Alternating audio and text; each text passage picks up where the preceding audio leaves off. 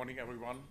I'm quite glad to talk about the most important thing in gemmology, the light, which is our workhorse. Without light, no gemmology, and without gemmology, no jewelry, maybe, any longer. So, Dr. Henny, a dear old friend of mine, an eyewitness of all this gemmology of the last about 40 years,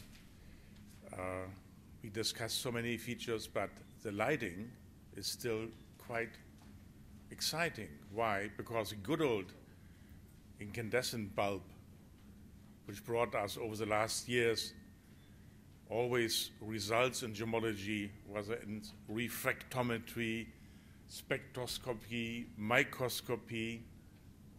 The lighting was always available by tungsten, incandescent, like you call it.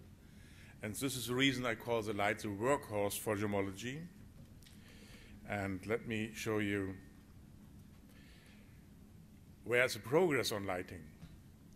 I found this nice fellow here in Asia, and it gave me such a thrill because this is everything about lighting. It should be flexible, it should be intense, of course. It should be monochromatic, or what else? It should be daylight. So, a lot of nice features lighting has to have. And the key question is today, will LED fulfill our desire for the perfect gemmological workhorse?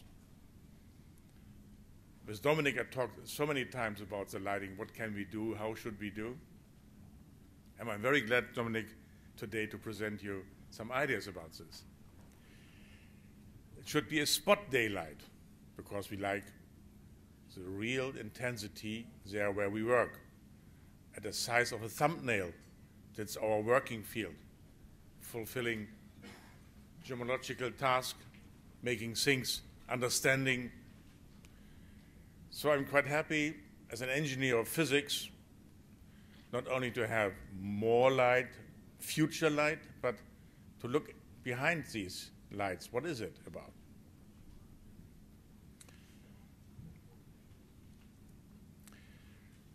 The spectroscope was the early instrument where the lighting was to be high intense. Otherwise, no spectroscopy was available. But Mr. Anderson, which I, as an eyewitness, showed me how spectroscopy in England at that time was. It was the sun he used in his hands, with his gemstone in his hands, to run spectroscopy. But when there's no sun, like Hong Kong yesterday, how do we perform? And the fiber optic at that days was a great invention, and I was an eyewitness, so happy, getting off from the heating 100-watt tungsten with a bullseye lens on it, focusing on spectroscopy, getting fiber optic, directing the light there where we need it. This was great, and gemmology of the last 30 years was run with fiber optic light sources. And sometimes we call them cold light, because this feature of the fiber optic has been, it's the tip is cold. Instead of burning your fingers, you could work with it.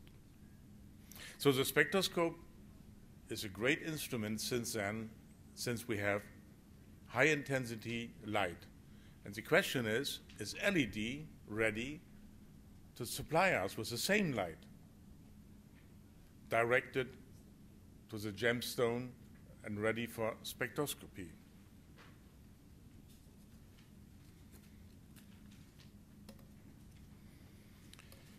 The next one is the refractometer. The refractometer of the old times needed monochromatic light, and some of you maybe remember this yellow-tinted sodium vapor light produced by a sophisticated bulb, which always was extremely expensive, and today is not any longer available. In my museum, I have 1 or 2 of these bulbs, sodium monochromatic 589 nanometers light. And I think it's a treasure some people called me, do you have still some? So the LED is a wonderful possibility maybe to replace all the necessity for monochromatic light. The tungsten at that time was only available monochromatic by expensive filters. And so it started about 20 years ago. The first application in gemmology ever was refractometry. At that time, the LEDs looked like this, were quite low in intensity, but getting them ready at the refraction hemicylinder, it was fine. And as a lucky guy of that time, I got a patent for it. But this is history now, and today, most of the refractometers running with the LED of a specific wavelength, which we call the D wavelength sometimes. So it's a workhorse starting 25 years ago. What is the special feature of the LED? The special feature of the LED is to be at least a focal fluorescent lamp. Why? An LED is an UV light source getting on top some phosphorus, which we used earlier for the fluorescence, and the UV from the LED is generating a nice fluorescence of the specific phosphorus we're using. Daylight phosphorus, monochromatic phosphorus, whatever we like. And to make this reading for you, I brought with me a light fingerprint measuring device on which I might show you what's the difference between the light around us here. Maybe it's a little bit small, but you might see it. A lot of red, less blue, which is tungsten, incandescent light. I just made a measurement from the light on top here. While my LED, I think, is a different device. And I make a smart measurement, and here we are. There's so much blue, which I explained. The exciting of the fluorescence has to be run by blue, nearly UV, while the rest of the spectrum of the fingerprint of the LED is what the fluorescent causes. The colors we expect to be present or not to be present. And so the LED is very manageable as a light source of a specific distribution of power in the spectrum, what we like to use. Maybe daylight, maybe tinted light, yellow, maybe red like in the cars, as a flashlight. The question is, what is the character, the quality of the daylight, of the LED light?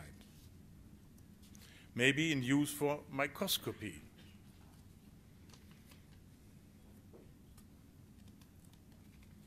In microscopy, we're always looking for a high intensity of the dark field to get a bright and high resolution image of the specific gemstone. The previous ones have fiber optics to run overhead light, spotty light.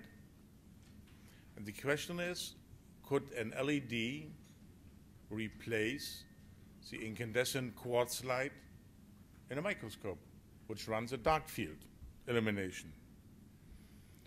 Maybe we're using different colors of light. Some people like the microscope with yellow tinted light, like in the old times. Other people prefer daylight to show even the color in the dark field of the microscope. Maybe to a customer, a jeweler who wants to impress his retail customer.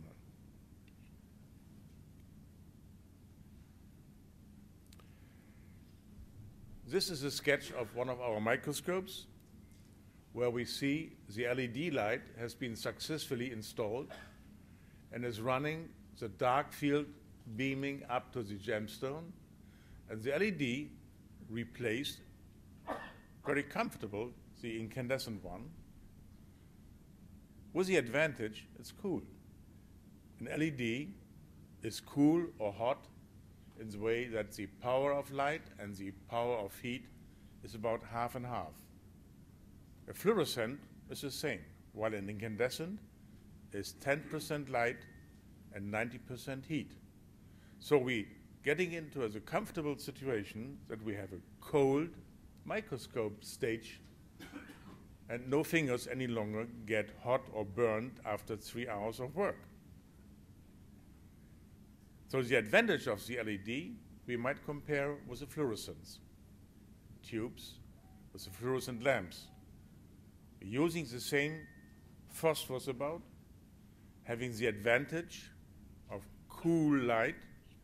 Even here, there's no heat. Happy about that. So the gemmologist gets an access to work with the light like with his fingers, like with his tweezers, which is quite happy and affordable. A fiber optic light source of the old days running this light was 10 times more in investment compared to today's LED.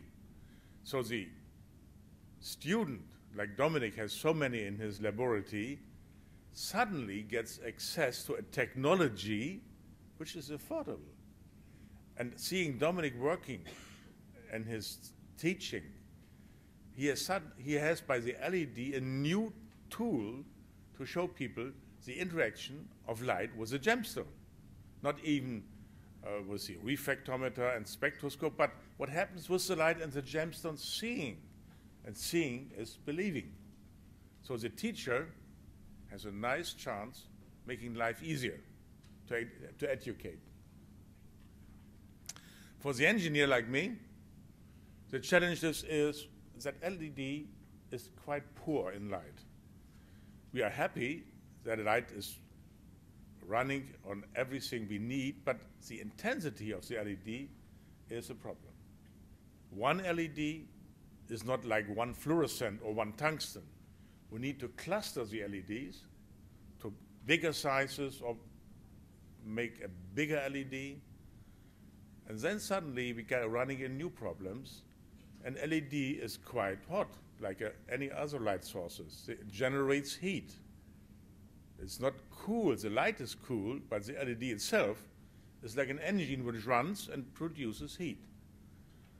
And the LED, like all solid-state devices, is critical on temperature. So suddenly, we have a new problem. We solved some problems, getting out of the heat of the tungsten, but suddenly we have a new problem, the self-generated heat. And this heat has to be managed, and this management of heat is for the engineer like me the most important thing to make sure that valuable LED, which is a big one in the microscope, doesn't die away after 3 hours of work. And we are quite happy to have the LED again as a workhorse for our overhead pinpointing light. So this device replaced it, at least at the microscope, the gemmological microscope, all the fiber optic devices. And that makes microscopy more affordable.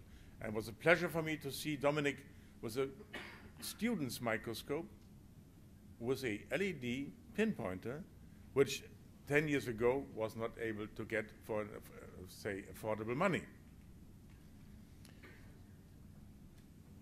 So microscopy gets more popular due to the affordable investments. So what happened with the good old fiber optic light sources? Are they out of order, out of duty? I don't believe. They have advantages which we still like to use because the high intensity we got from the quartz lamps built in, this high intensity we're still suffering because the LED, as I mentioned earlier, is quite weak on intensity. So what happened is that a company in Germany started to power the cold light sources which earlier had 150 watt of incandescent quartz. They powered them with a powerful LED device with sophisticated cooling and heat sinks and all these. And suddenly the fiber optic light source again is available with the advantages of the LED. And this I like most because both sides give us a perfect gemmological tool. Remember, LED gives us a choice of colors, whether daylight, bluish light, or whatever light. And the cold light sources like this one here, they even have an indicator giving you the color temperature, how stable it is. And the color temperature is something we like to know when we matching colors. So LED and fiber optics suddenly is a perfect workhorse for gemmology in the way we need it and the way we are looking for. So thank you very much. What is the spectral resolution? I mean, is it possible to put the stone on top and see the spectrum of the stone? Well, I was waiting for this. This is a light. It's a light meter and a spectrophotometer as well. So it runs on a low resolution because my line here is only 2 inch. So I'm sorry for this. I don't offer you 1 angstrom or 1 nanometer. I would like to do, but there are today spectrophotometers of a certain kind like this available for low budgets of $1,000 maybe, and you should be quite happy with that. But this is made for something more, which is we call the fingerprint of light. Is the color temperature, it's the color rendering, which we are looking for in gemmology, close to nature, of course. And so we have this special features, which is more the application of lighting for me as a lighting engineer, not of a gemmologist. But you find some on the shelf for $1,000.